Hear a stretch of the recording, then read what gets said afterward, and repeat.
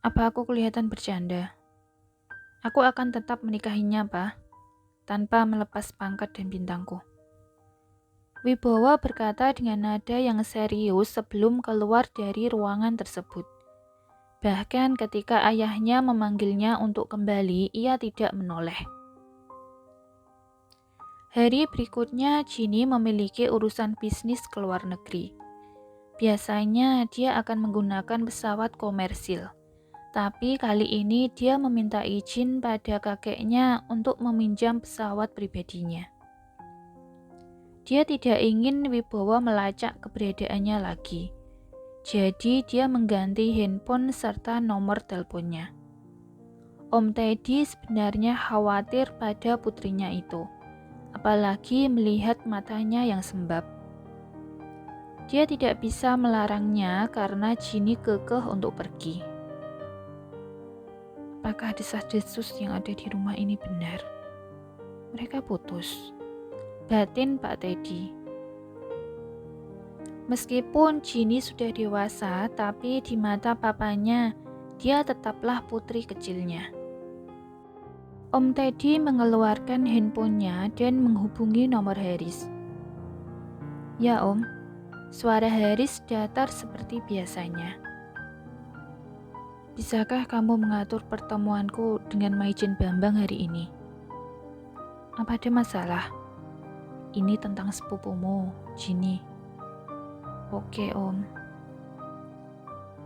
Dengan bantuan dari Haris, keduanya dijadwalkan bertemu siang ini di kantor Pak Bambang. Pintu dibuka oleh asisten Pak Bambang dan terlihat dua sosok pria yang masuk ke ruangan tersebut. Bangkit dari kursi kerjanya, Pak Bambang menyambut keduanya. Senang bertemu dengan Anda, Tuan Teddy. Saya yang seharusnya berkata begitu, Tuan Bambang. Om Teddy menjawab sapaan Pak Bambang, sementara Haris hanya menganggukkan kepalanya. Kalau boleh tahu, apa yang membuat Anda berdua datang kemari? Tanya Pak Bambang dengan sopan, seraya mempersilahkan keduanya duduk di sofa. Ini tentang putri saya, Ginny. Om Teddy berkata setelah ia duduk di depan pria yang sedikit lebih tua darinya itu. Apa ini menyangkut putra saya? Jika iya, Anda tidak perlu khawatir, Tuan. Saya memastikan putra saya akan menjauh dari putri Anda. Om Teddy menoleh pada Haris yang duduk di sampingnya. Sampai akhirnya Harislah yang membantu menjelaskan tentang semua yang terjadi, sekaligus meyakinkan Maijen Bambang untuk menerima hubungan keduanya. Di dalam mobil, Om Teddy mengendurkan sedikit dasinya. Sudah lama sejak terakhir kali ia memakai pakaian formal. Menurutmu, bagaimana kalau sampai ada yang tahu kita menemui ayah Felix? Tanya Om Teddy pada Haris yang duduk di sampingnya. Keponakannya itu sibuk mengetik sesuatu di laptop. Ini akan menjadi rahasia kita berdua, Om. Tidak ada yang boleh tahu, termasuk Ginny. Bisa habis kita. Tepat saat itu tiba-tiba handphone Haris berbunyi, dan nama pemanggilnya adalah Wibowo. Haris menunjukkan layar handphonenya pada Om Teddy sebelum mengangkat panggilan itu dan menghidupkan loudspeaker. Halo, Haris, apa kamu tahu di mana Ginny sekarang? Aku tidak bisa menghubunginya, bro. Kenapa kamu mencarinya? Ada sesuatu yang ingin kukatakan padanya. Penting. Aku tidak ingin kehilangan dia kali ini. Haris menoleh Om Teddy, seolah-olah meminta izin darinya. Jika kamu memang serius pada putriku, kamu harus membuatnya bahagia kali ini. Mengerti? Wibowo di seberang sana terdiam sejenak setelah mendengar suara calon ayah mertuanya yang tiba-tiba. Dia tersenyum dan menjawab kembali. Baik, Tuan. Sudah 1 minggu berlalu sejak kedatangannya di negeri lintas benua. Sebenarnya setelah meetingnya selesai, Ginny ingin segera pulang ke Indonesia. Tapi tiba-tiba dia mendapat telepon dari Haidar yang kebetulan juga ada urusan bisnis di sana. Mereka berencana untuk bertemu di Kapadocia akhir minggu ini. Di luar pintu lobi Istanbul International Airport berdiri 2 orang pria yang tengah menunggu mobil jemputan mereka. Adalah Vicky dan Wibowo. Penampilan keduanya yang seperti idol membuat decak kagum orang-orang yang ada di sana, terutama para gadis. Vicky memakai mantel dan kacamata hitam, serta mententeng weekender bag di tangan kirinya. Sementara Wibowo mengenakan jaket jeans dan topi. Ketampanannya memang semakin bertambah ketika ia memakai topi. "Welcome, my freedom," kelakar Vicky sembari membuka kacamatanya. Plak! Wibowo menepuk kepala belakang Vicky. "Au! Hei, kamu tidak bisa melihatku senang sedikit apa? Kau tahu, aku sudah lama tidak pergi liburan sejak kerja dengan Haris. Tenanglah, nanti aku akan membantumu, oke?"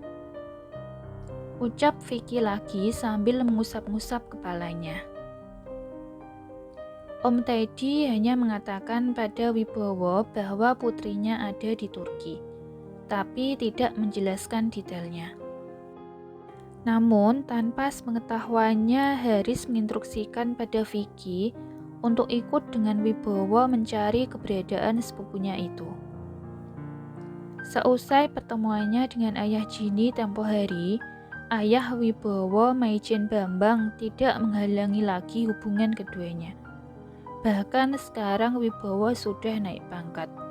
Dia akan bekerja di kantor dan tidak akan turun langsung ke lapangan menjalankan misinya. Ginny menunggu Haidar di titik pertemuan. Karena cuaca mulai dingin, dia memakai jaket mantel hari ini. Saat itu di sana suasana sedang sepi. Ia tengah asik mensekrol melihat-lihat handphonenya ketika ada yang membekapnya dari belakang. Mulut dan matanya ditutup dengan kain, pun dengan kedua tangannya diikat. Dia tidak bisa melakukan perlawanan karena yang menculiknya ini terlalu kuat baginya. Ginny shock ketika penutup mata dan mulutnya dibuka. Dia menoleh ke kanan dan ke kiri. Oh tidak, dia sekarang ada di atas balon udara. "Mengapa kamu menghindar dariku?" ucap Wibowo seraya melepaskan ikatan tangan Ginny. "Apa yang kamu lakukan? Dan kamu juga, Vicky. Mengapa kamu ikut-ikutan?" Ginny memarahi keduanya. "Jawab dulu pertanyaanku. Mengapa kamu menghindar dariku?" Wibowo berkata sembari memegang kedua lengan Ginny. Matanya lurus menatap gadis itu. Vicky merasa kikuk menjadi nyamuk di antara mereka. Dia ingin melompat turun terjun, tapi di sisi lain dia adalah orang yang bertugas mengoperasikan balon tersebut. Jadi dia harus tetap di sana. "Apa kamu sudah tidak mencintaiku?" tanya Wibowo lagi dengan nada yang sedih. Hati Ginny rapuh melihat ke mata pria itu. "Aku masih mencintaimu, tapi kita tidak bisa bersama. Kamu tidak ingin serius denganku." "Siapa yang bilang aku tidak serius denganmu?" "Hei, jangan lupa masih ada aku di sini, guys." Vicky mulai berkata ketika ia bingung dengan situasinya sendiri. Keduanya lalu terdiam dan menolehkan pandangan mereka, melihat matahari terbenam. "Ginny, ayo kita menikah." Wibowo menoleh pada gadis yang berdiri di sampingnya itu setelah beberapa saat. Ia mengeluarkan sebuah kotak cincin yang ada di jaketnya. Ginny menaikkan alisnya melihat sebuah cincin berlian di depannya. Apa ini artinya kamu melamarku? Iya, jawab Wibowo singkat. Oke. Kamu tidak menangis? Tidak, jawab Ginny dengan ekspresi biasa saja. Cekrek. Vicky mengambil foto keduanya dan mengirimkannya pada Haris. Misi sukses, tulisnya di bawah foto tersebut. Seru nih kalau dijadikan film. Judulnya Kupinang Dirimu di Langit Kapadokia. Batin Vicky. Saat pulang ke Surabaya, Ginny dan Wibowo mengumumkan pertunangan mereka dan akan mengadakan pesta pernikahan tahun depan. Tante Linda tidak lagi menghalangi hubungan keduanya, karena kakek Harsa dan Om Teddy juga sudah memberikan restunya. Tentang perjodohan putrinya dan Haidar juga sudah dibatalkan.